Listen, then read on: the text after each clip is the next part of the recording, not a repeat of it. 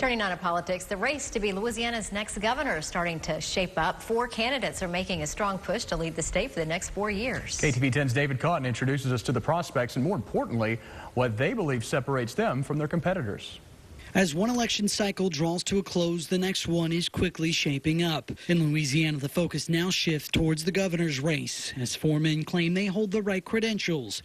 But what makes them qualified? We begin with Republican Senator David Vitter, who tells us 2 issues are front and center: the state's budget and education. We've been putting Band-Aids on our state budget for years, and as a result, things like higher ed have been cut and really hit. If elected, Vitter says he'll call for a special legislative session. Gather them to talk about fundamental spending and tax reform. He claims his version of pro-growth tax policies would replenish state schools. Another focus, rebuilding Louisiana's crumbling highway system. Because we're at least a decade behind in terms of our highways, bridges, and other infrastructure. But Vitter isn't the only Republican in this race. Lieutenant Governor Jay Darden believes the story of Louisiana's budget woes can be attributed to a series of lost opportunities. We've had chances. We've had revenue. We've in many cases squandered it, not invested properly. Like Vitter, Darden aims to balance the budget and fix roads. Unlike Vitter, he supports the Common Core curriculum. Darden also wants more attention paid to Louisiana's natural resources,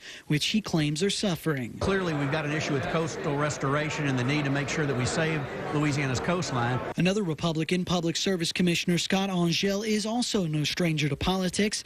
The former lieutenant governor feels his experience speaks for itself. This particular cycle requires a workhorse, and I've been a workhorse. Angel believes all of these issues are important, but nothing will be done unless lawmakers cross party lines, as he says he's prepared to do. In addition to being right on policy, I think we want a governor who's right on people and who understands that policy does impact people. Angel neither endorses nor condemns Common Core, saying only that educators need to be considered before legislation is drawn up.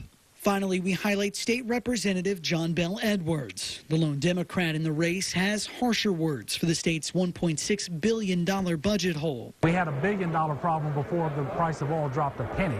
So this is a lot of mismanagement on the part of Governor Bobby Jindal. He's opposed to massive cuts to education, which he calls a recipe for disaster. It is unfair to tell our kids they have to pay 90% more to go to college, while the state is not partnering with them in order to meet the costs associated with delivering that education.